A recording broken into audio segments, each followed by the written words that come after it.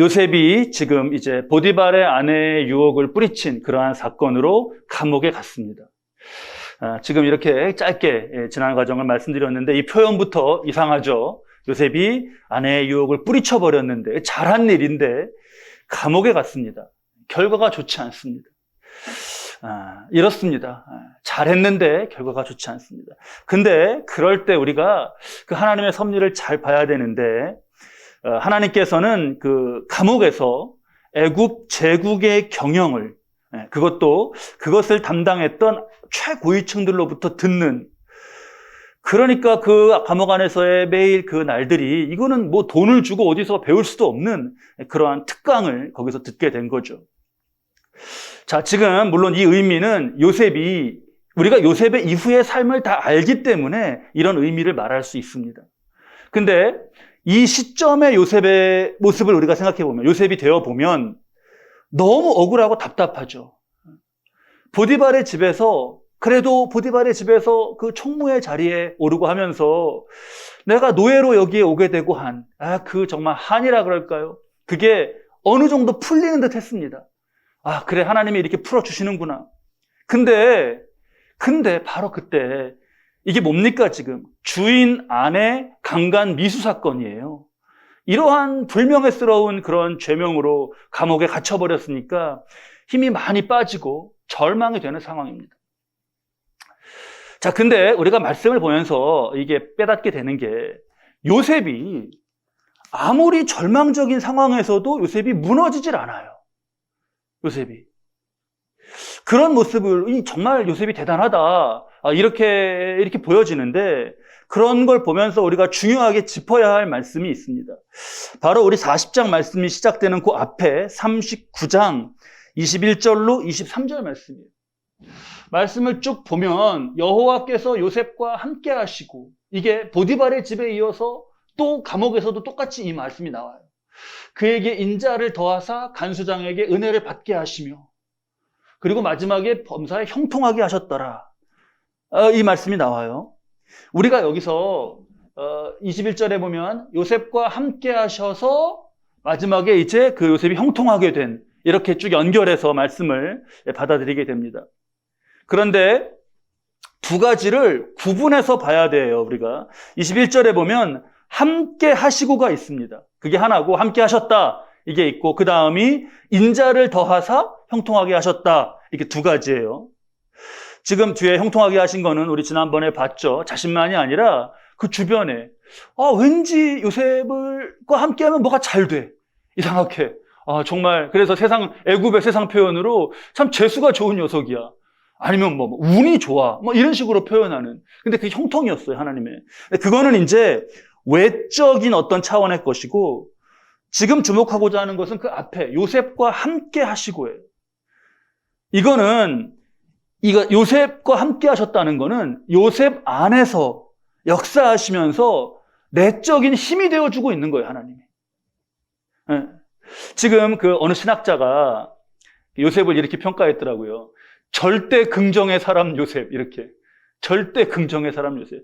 왜 그가 무너지지가 않는가? 어떤 그런, 이게 너무 인간이 이럴 수 있나 싶을 정도인데, 그러한 긍정이 요셉에 이게 어디서 나오는 건가를 볼 때, 그가 하나님을 향한 믿음을 가지고 있고, 그 기도와 믿음 안에서 하나님께 힘을 받는 거예요. 함께 하시는 하나님의 힘을 받는 거예요.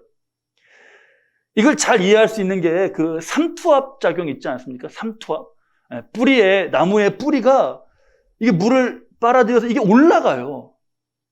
어떻게 그럴 수 있습니까? 물은 어디서부터 어디로 흘러요? 물은 위에서부터 아래로 흐르는 게 만고의 진리 아닙니까? 근데 삼투압은 물이 이렇게 해서 이게 근압으로 해서 위로 올라갑니다. 그런 것처럼 그의 믿음 가운데 하나님이 이 상황 가운데에서도 견딜 수 있는 힘과 긍정을 이게 삼투압처럼 이게 들어가는 거죠. 그러니까 외적으로 어떻게 이런 상황인데 요셉이 이렇지? 라고 우리가 보게 되는 이상하리 많지 무너지지 않는 그러한 모습이 나타납니다. 우리가 요새 말씀 이제 꽤 진행이 됐는데 이런 교훈을 잘 새겨야겠어요. 그 믿음 가운데 하나님이 그 힘과 지혜를 삼투압처럼 마치 그렇게 공급하여 주시는 것. 결국 요셉은 그걸로 선 거예요. 그것. 자, 우리 무슨 바람 때문에 나무가 넘어졌다, 무슨 상황 때문에 그렇다, 그게 아닙니다. 거기에 삶이 좌우되지가 않았어요. 이걸 우리가 요셉을 보면서 이 믿음을 꼭 배워가야겠습니다. 자, 그렇게 요셉이 믿음으로 버티는데, 근데 버티는 정도가 아니에요. 그냥 자기 하나 버티는 정도가 아닙니다. 우리 22절, 여기 앞에 22절 보면 간수장이 옥중 죄수를 다 요셉의 손에 맡김으로, 간수장이 그 죄수들을 다 요셉의 손에 맡겼어요. 요셉이 그들을 섬깁니다. 근데 여러분, 그렇잖아요. 억울할 때, 힘들고 억울할 때, 나 하나 추스리고 감당하는 것도 힘들어요. 그렇잖아요. 나도 지금 억울해갖고 막 힘이 없는데. 이럴 때는 주변 사람들이 그를 도와서 세워줘야 될 것 같은데, 요셉은 그게 반대란 말이죠.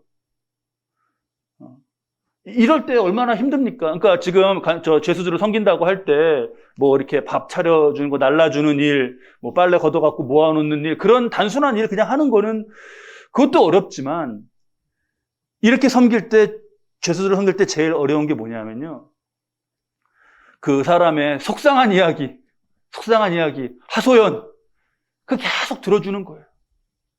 얼마나 여기 지금 감옥에 억울한 사람 많고 그렇겠습니까? 억울하고 막 분노가 나오고 막 한탄이 나온단 말이에요. 그걸 들어주는 거예요.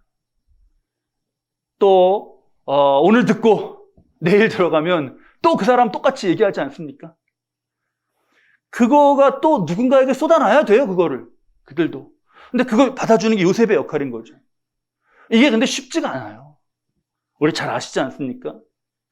근데 요셉이 이걸 듣고 이들을 감당하고 섬길 정도다. 이게 놀라워요. 굉장히 그래서 아까 이게 믿음의 그의 심령 안에서 요셉의 믿음이 정말 대단하구나라고 그래서 진단을 할 수가 있습니다. 그런 가운데 그냥 여느 날 지나가듯이 지나가는 날 같았어요. 근데 하나님께서 진도를 나가시는 날이 있었습니다. 진도를 나가시는 날. 그게 40장 1절 말씀이죠. 그렇게 있는데 그 후에 애굽 왕의 술 맡은 자와 떡 굽는 자가 그들의 주인 애굽 왕에게 범죄한지라. 그래서 요셉이 있는 감옥으로 들어와요. 요셉이 있는 감옥으로 들어와요. 여기는 요셉이 찾아가서는 만날 수 없는 사람이에요. 요셉이 노예가 지금 이런 범죄 혐의를 받고 있는 사람이 나 좀 봐주세요 그런다고 이 사람들 만날 수 있습니까? 이들은요, 무슨 주방장, 아니면 와인 감별사, 술 맡은 자가 와인, 그런 사람들이 아닙니다. 이게 제국의 군주잖아요, 바로가. 바로는 그런 제국의 군주들이 제일 많이 신경 쓰는 거는 암살 당하는 거예요, 암살. 바로가 적의 병사에 무슨 활에 맞아 죽거나 그러지 않아요. 그거를 두려워할 필요, 그 정도 되면 그렇게 죽지 않습니다. 근데 내부에, 형제 간에 막 이런 치열한 암투, 그 가운데 암살은 언제 터질지 모르는 시한폭탄이죠.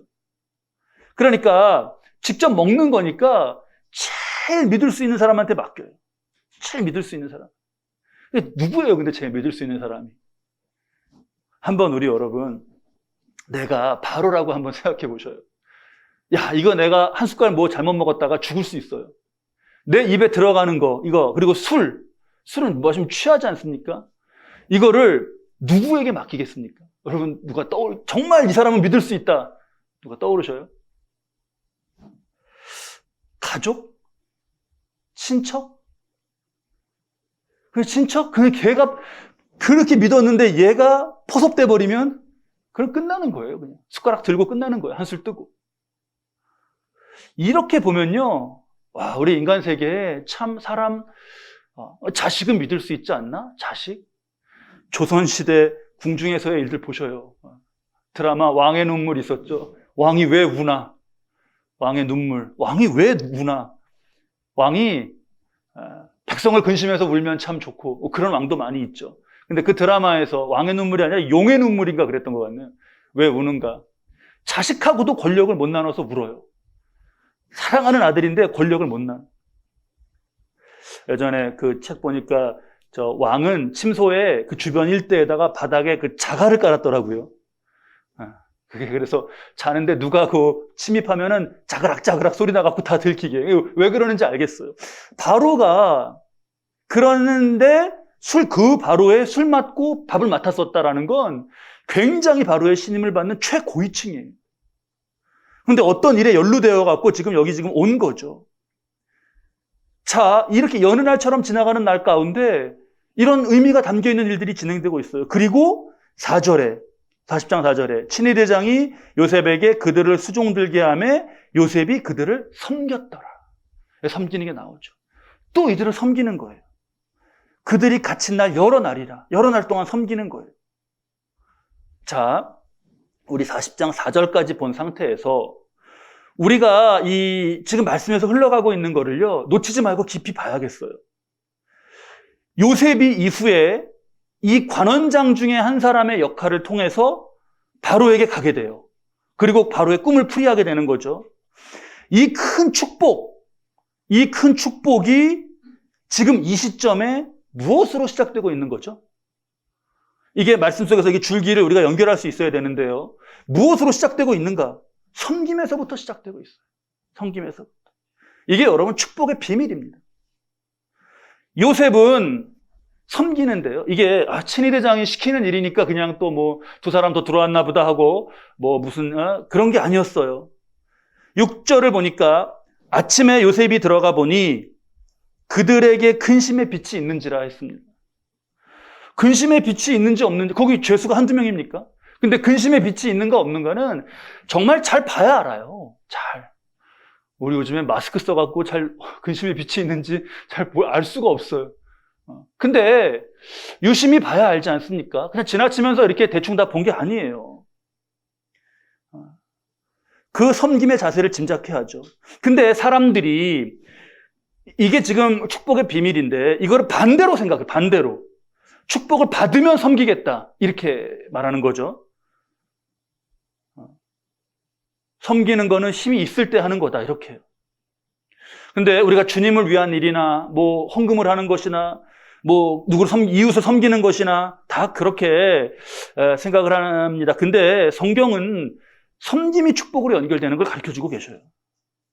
우리 앞에 나눈 믿음부터 오해를 한번 정리해 보시죠. 믿음이라는 거는 이게 믿음에는 하나님께로부터 공급받는 그 힘이 거기에서 있는 삼투압 차원이 있는 거예요. 근데 사람들이 이걸 어떻게 믿음을 받아들이냐 하면 일종의 내가 막 힘을 내어갖고 막 힘내자.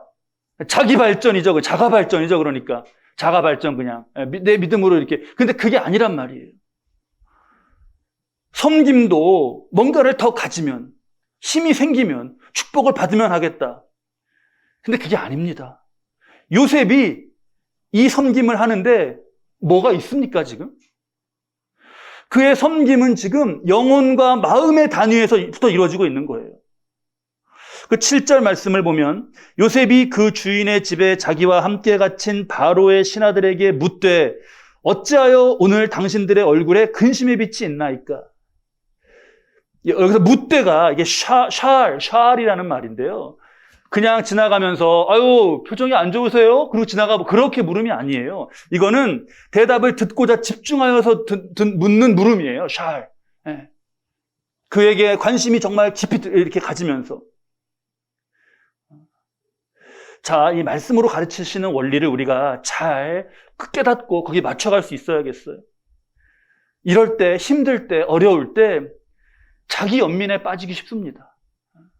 그리고 섬김이다 뭐야 그냥 이렇게 그러기가 쉬워요. 근데 여러분 바로 그때예요. 그때 내가 그냥 힘이 빠지는 그게 아니라 믿음으로 예수의 이름으로 일어나야 되는 건 바로 그 순간인 거죠. 정형외과 의사분들이 환자하고 매번 그 얘기 나눈다고 하잖아요. 선생님 다리에 힘이 좀 더 생기면 그럼 걷겠습니다. 그런데잖아요. 그러면 정형외과 의사가 뭐라 그래요? 아니요, 걸어야 다리에 힘이 생겨요. 처음에 안 되면은 그거 복도에 이거를 옆에 있는 거 뭐예요? 그거를 붙잡고 걷고, 그 다음에 지팡이를 짚고, 그 다음에 지팡이를 놓고 이렇게 걸어야 생깁니다. 그 원리랑 똑같습니다. 오늘 설교의 제목을 복의 기여가 되는 섬김 이렇게 지었어요. 기여, 차의 기여예요. 차는 기어를 뒤에 꼭 놔야 앞으로 갑니다. 피해 놓으면은 아무리 밟고 아무리 뭐 어떻게 몸으로 이렇게 막 내 힘으로 가보려고 해도 차가 가져요. 1cm도 안 가지. 그럼 아래 놓으면은 그럼 뒤로 가는 거잖아요. 그게 뭐냐? 이런 믿음과 섬김의 원리로 하나님 알려주시는 말씀이 있는데 그 반대로 살면서 이거 왜 열심히 밟는데 이게 앞으로 안 가는 거지? 그러는 거랑 똑같은 거죠. 자, 우리 섬김을 깊이 생각하시고 정말 여러분의 삶도 한번 돌아보시고 오늘에 이르기까지 하나님께서 돌봐주시는 가운데 어떤 것이, 말씀 가운데 어떤 것이 내게 응해가고 있는가를 한번 잘 점검해 보시기 바라요. 또 우리 토기장의 집 교회 섬기시면서 여러분 이 섬김이 꼭 지금 기여를 놓는, 앞날을 위해 기여를 놓는 그런 것이 되실 줄로 믿습니다. 이 축복의 기여를 넣고 있는 요셉에게 이제 결정적인 기회가 주어졌어요. 두 관원장이 왜 안색이 이렇게 안 좋냐 물으니까 얘기하는 거예요. 둘이 같은 밤에, 지난밤에 같이 꿈을 꿨는데 의미를 모르겠다는 겁니다. 꿈이요? 요셉이 귀가 번쩍했을 것 같아. 꿈이요? 꿈하면 누가 전공이에요? 요셉이 전공이에요, 꿈이면. 그 꿈 얘기, 이때 요셉이 머리에 뭐가 스쳤을지 모르겠어요. 이게 하나님이 탁 주시는 기회구나. 왜 이렇게 근심하고 계셔요? 그러는데 내가 위장이 안 좋아서 그러면, 요셉이 위장이 안 좋은 게 무슨 의사가 아닌데 무슨 이유인지 어떻게 압니까? 근데 그때 우리가 꿈을 꿨는데 이러는 거예요. 야, 기가 막히죠. 그러한 순간을 우리가 고대하게 돼요. 자, 그러니까 요셉이, 그럼 저한테 말해요. 저한테 말하면 됩니다. 말해보세요 했어요. 근데 이게 요셉이 지금 무슨 호기심이나 무슨 어떤 꾀에서 나오는 게 아니에요. 8절 말씀을 보면 그들이 그에게 이르되 우리가 꿈을 꾸었으나 이를 해석할 자가 없도다. 그러자 요셉이 그들에게 이르되 해석은 하나님께 있지 아니하니까. 청하건대 내게 이르소서. 이게 기가 막힌 거예요. 요셉이요.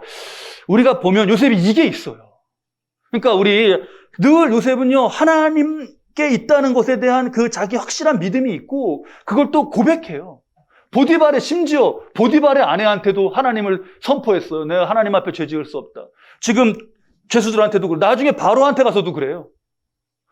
그러면 여러분 하나님 보시기에라는 표현은 좀 인간으로서 그런데 그냥 우리의 그냥 좁은 소견이지만 하나님 마음에 보시기에 요셉이 예쁠 것 같지 않으세요? 참 하는 게 예쁘다. 해석은 하나님께 있지 않습니까? 그래 말해보라고 했어요.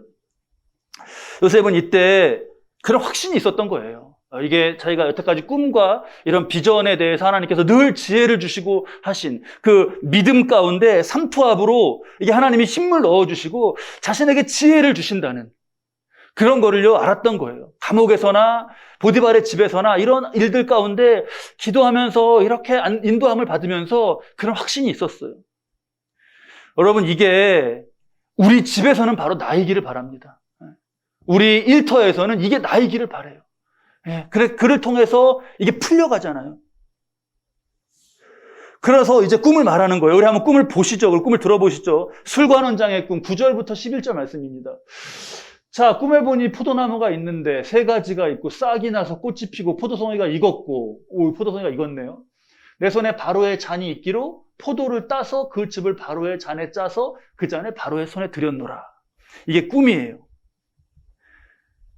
딱 꿈을 여러분 우리도 들었잖아요.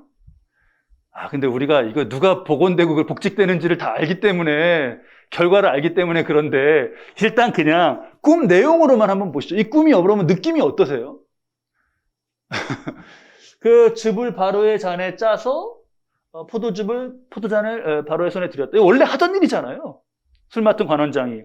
느낌이 좋아요. 이때 우리가 이 꿈을 두고 잘 정리하겠어요. 이 시대는요, 꿈을 굉장히 지금보다 중요시했고, 왕이나 왕실에서는 따로 꿈을 그 해석해주는 부서가 있었습니다.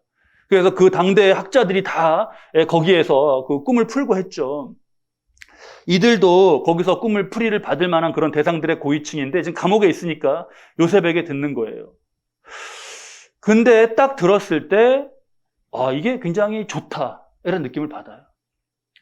우리가 성경적으로 이 꿈이라는 거에 대해서 조금 개념을 잡을 때 조심해야 되는 게 성경에서의 꿈들을 쭉 다 신약과 구약의 꿈들을 쭉 다 보면요.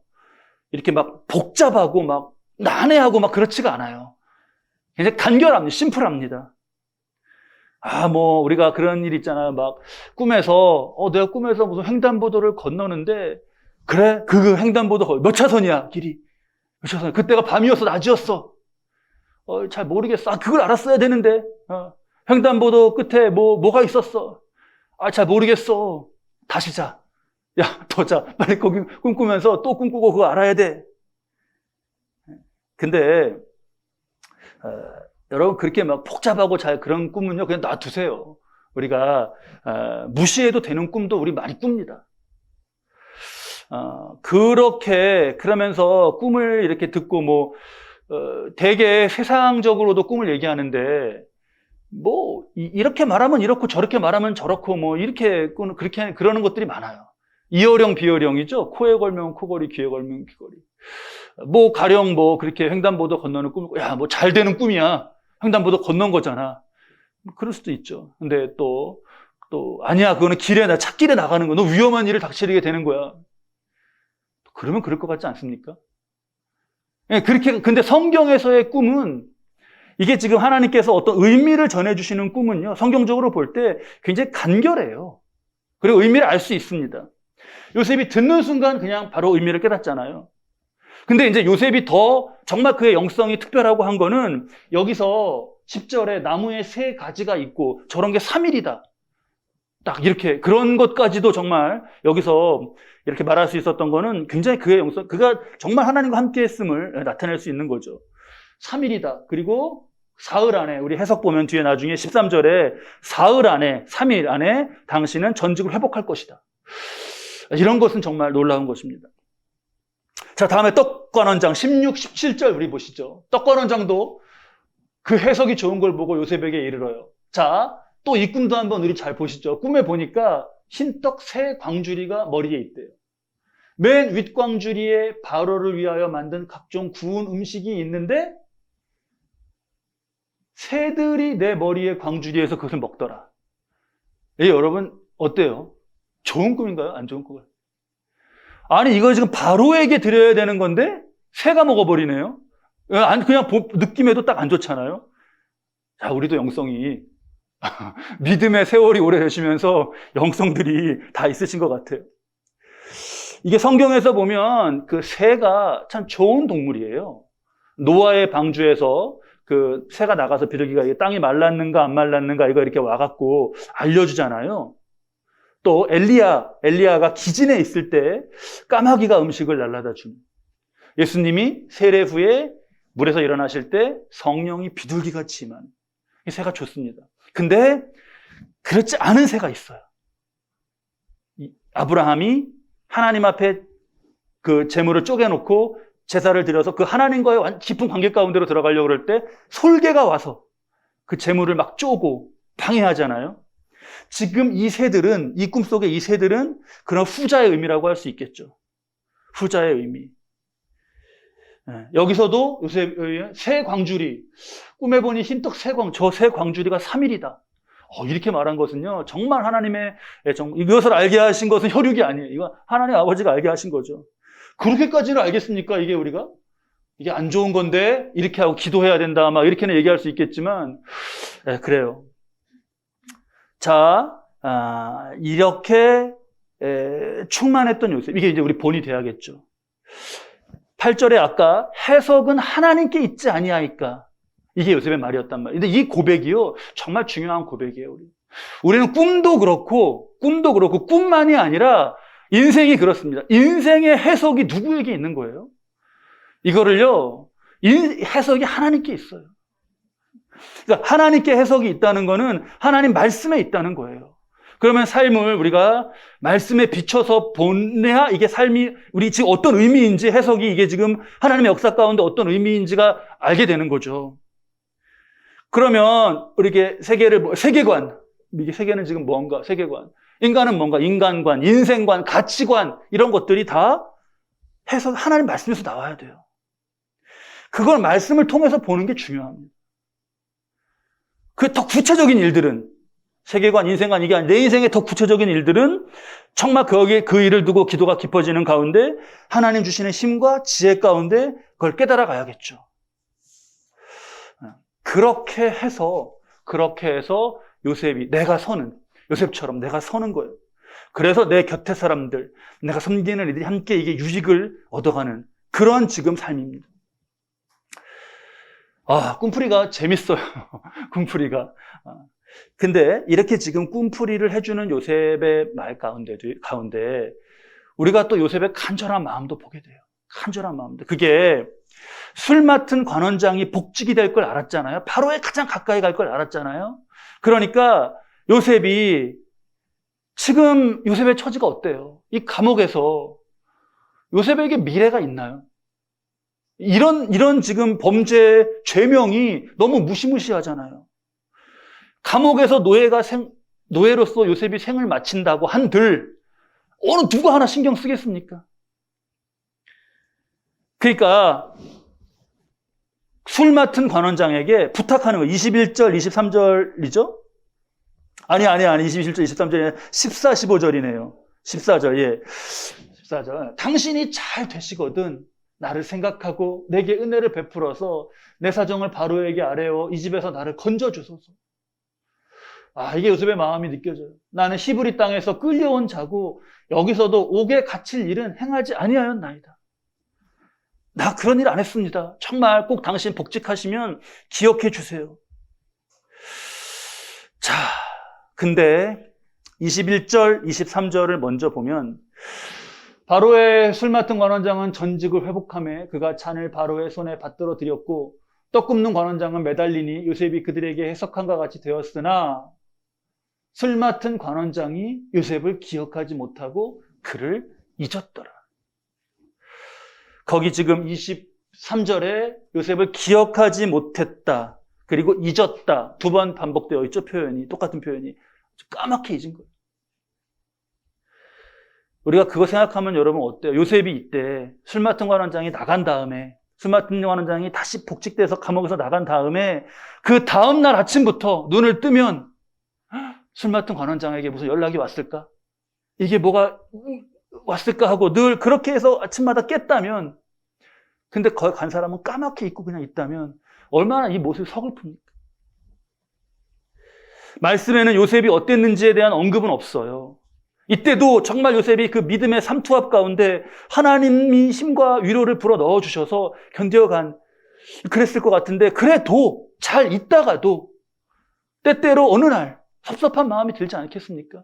어느 밤 처량하게 달빛을 보면서 야 이게 뭔가 암담한 마음이 들고 외롭고 그러지 않았을까요? 그런 가운데 우리가 이 말씀에서 깨달아야 되는 교훈이 뭐냐? 결국 사람에게 거는 기대는 이러한 허망함을 가지고 있는 거예요. 23절에 기억하지 못하고 잊었더라. 잊혀지는 거. 허망함. 거기 얼마나 허망해요. 근데 중요한 건 뭐냐?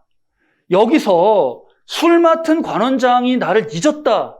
여기에 이게 지금 관원장에게 눈이 가면 안 되는 거죠. 그건 섭섭함이 있고 참 그럴텐데 술 맡은 관원장, 사람은 잊어도 하나님은 잊지 않으신다. 이게 여기서 이게 탁 올라서요. 믿음으로 그 마음의 단계가 올라서야 되는 거죠. 술 맡은 관원장은 그래 인간이 그렇더라. 그래. 그 다음에 거기서 하나님은 나를 잊지 않으신다로 올라가야 되는 거죠. 자, 2년 후에 우리 다음 주에 볼 텐데 2년 시간이 흐르죠. 그리고 하나님의 섭리 가운데는요, 완전히 새로운 국면으로 2년 후에 접어들어요. 술 맡은 관원장이 지금 문제가 아니에요, 지금. 사실요, 이때, 가만히 이때를 복기해 보면, 여기도 부지중 은혜가 있어요. 하나님의 부지중 은혜. 우리가 다 깨닫지 못한 뭐냐 하면 만약에 술 맡은 관원장도 입장이 그렇지 않습니까? 막 복직됐어요, 이제. 그러면 이게 바쁘게 바로가 막 국사를 보는데 거기 가갖고 어디 감옥에서 알게 된 노예 한 명 얘기 그거 어떻게 꺼내요? 지금 막 나라의 일을 막 결정하고 있고 이거 이렇게 할까 그러는데 기니 할 말이 있습니다. 뭐야 그러는데 감옥에서 노예를 한 명 만났는데 그 노예가 제국에 뭐 한두 명이에요. 지금 그리고 술 맡은 관원장도 막 복직이 돼서 바로에게 지금 다시 신임을 쌓아가려면요 이게 바빠요. 하루하루가 나 지금 이래도.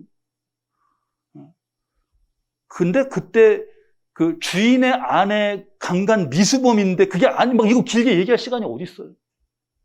그래서 아마 차에 피일 미루다가 막 잊혀져 버렸는지 그건 모르겠습니다. 근데 거기서 만약에 이제 여기서 우리가 더 봐야 되죠. 뭐냐 하면 설령 바로가 석방을 시켰다. 요셉을. 그 석방 됐어요. 감옥 밖으로 나왔어요. 노예의 지금 답을 말했네.